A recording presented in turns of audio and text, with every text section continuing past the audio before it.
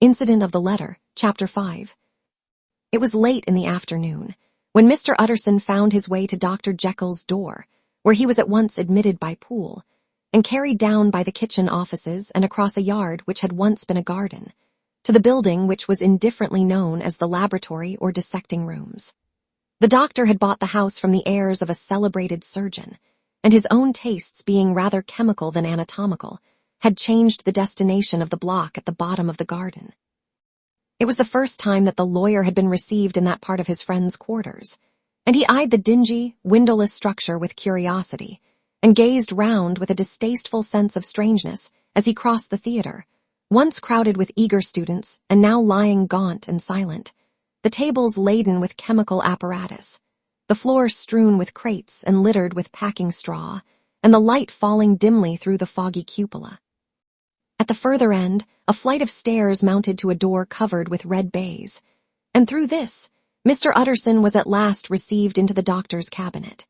It was a large room fitted round with glass presses, furnished, among other things, with a cheval glass and a business table, and looking out upon the court by 3 dusty windows barred with iron. The fire burned in the grate. A lamp was set lighted on the chimney shelf, for even in the houses the fog began to lie thickly, and there, close up to the warmth, sat Dr. Jekyll, looking deathly sick. He did not rise to meet his visitor, but held out a cold hand and bade him welcome in a changed voice. "And now," said Mr. Utterson, as soon as Poole had left them, "you have heard the news." The doctor shuddered. "They were crying it in the square," he said. "I heard them in my dining room." "One word," said the lawyer. "Caro was my client, but so are you, and I want to know what I am doing.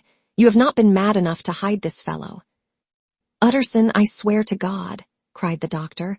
"I swear to God I will never set eyes on him again. I bind my honor to you that I am done with him in this world. It is all at an end. And indeed he does not want my help. You do not know him as I do. He is safe. He is quite safe. Mark my words, he will never more be heard of." The lawyer listened gloomily. He did not like his friend's feverish manner. "You seem pretty sure of him," said he, "and for your sake, I hope you may be right. If it came to a trial, your name might appear." "I am quite sure of him," replied Jekyll. "I have grounds for certainty that I cannot share with anyone, but there is one thing on which you may advise me. I have received a letter, and I am at a loss whether I should show it to the police. I should like to leave it in your hands, Utterson. You would judge wisely, I am sure. I have so great a trust in you." "You fear, I suppose, that it might lead to his detection?" asked the lawyer. "No," said the other. "I cannot say that I care what becomes of Hyde. I am quite done with him. I was thinking of my own character, which this hateful business has rather exposed." Utterson ruminated a while. He was surprised at his friend's selfishness, and yet relieved by it. "Well," said he at last, "let me see the letter." The letter was written in an odd, upright hand and signed Edward Hyde, and it signified, briefly enough, that the writer's benefactor, Dr. Jekyll, whom he had long so unworthily repaid for 1,000 generosities, need labor under no alarm for his safety, as he had means of escape on which he placed assured dependence. The lawyer liked this letter well enough. It put a better color on the intimacy than he had looked for, and he blamed himself for some of his past suspicions. "Have you the envelope?" he asked. "I burned it," replied Jekyll, "before I thought what I was about, but it bore no postmark. The note was handed in." "Shall I keep this and sleep upon it?" asked Utterson. "I wish you to judge for me entirely," was the reply. "I have lost confidence in myself." "Well, I shall consider," returned the lawyer. "And now one word more. It was Hyde who dictated the terms in your will about that disappearance." The doctor seemed seized with a qualm of faintness. He shut his mouth tight and nodded. "I knew it," said Utterson. "He meant to murder you. You had a fine escape." "I have had what is far more to the purpose," returned the doctor solemnly. "I have had a lesson. Oh God, Utterson, what a lesson I have had." And he covered his face for a moment with his hands. On his way out, the lawyer stopped and had a word or two with Poole. "By the by," said he, "there was a letter handed in today. What was the messenger like?"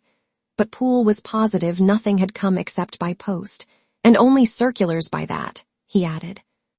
This news sent off the visitor with his fears renewed.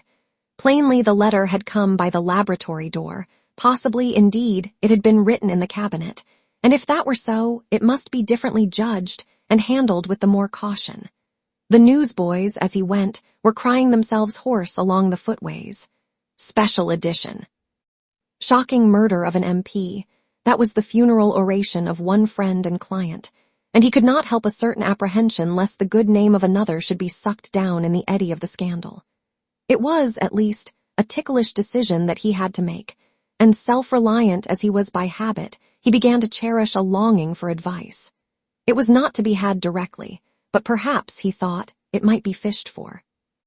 Presently after, he sat on one side of his own hearth, with Mr. Guest, his head clerk, upon the other, and midway between, at a nicely calculated distance from the fire, a bottle of a particular old wine that had long dwelt unsunned in the foundations of his house. The fog still slept on the wing above the drowned city, where the lamps glimmered like carbuncles, and through the muffle and smother of these fallen clouds, the procession of the town's life was still rolling in through the great arteries with a sound as of a mighty wind. But the room was gay with firelight. In the bottle the acids were long ago resolved. The imperial dye had softened with time, as the color grows richer in stained windows, and the glow of hot autumn afternoons on hillside vineyards was ready to be set free and to disperse the fogs of London. Insensibly, the lawyer melted. There was no man from whom he kept fewer secrets than Mr. Guest, and he was not always sure that he kept as many as he meant. Guest had often been on business to the doctor. He knew Poole. He could scarce have failed to hear of Mr. Hyde's familiarity about the house. He might draw conclusions. Was it not as well, then, that he should see a letter which put that mystery to rights? And above all, since Guest, being a great student and critic of handwriting, would consider the step natural and obliging. The clerk, besides, was a man of counsel. He could scarce read so strange a document without dropping a remark, and by that remark Mr. Utterson might shape his future course. "This is a sad business about Sir Danvers," he said. "Yes, sir, indeed. It has elicited a great deal of public feeling," returned Guest. "The man, of course, was mad." "I should like to hear your views on that," replied Utterson. "I have a document here in his handwriting. It is between ourselves, for I scarce know what to do about it. It is an ugly business at the best. But there it is, quite in your way, a murderer's autograph." Guest's eyes brightened, and he sat down at once and studied it with passion. "No, sir," he said, "not mad, but it is an odd hand." "And by all accounts a very odd writer," added the lawyer. Just then the servant entered with a note.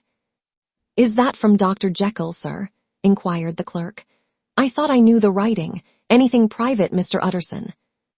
"Only an invitation to dinner. Why? Do you want to see it?" "One moment. I thank you, sir." And the clerk laid the 2 sheets of paper alongside and sedulously compared their contents. "Thank you, sir," he said at last, returning both. "It's a very interesting autograph."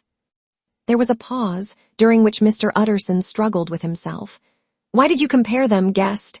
he inquired suddenly. "Well, sir," returned the clerk, "there's a rather singular resemblance. The 2 hands are in many points identical, only differently sloped." "Rather quaint," said Utterson. "It is, as you say, rather quaint," returned Guest. "I wouldn't speak of this note, you know," said the master. "No, sir," said the clerk, "I understand." But no sooner was Mr. Utterson alone that night than he locked the note into his safe, where it reposed from that time forward. "What?" he thought. "Henry Jekyll forged for a murderer?" And his blood ran cold in his veins.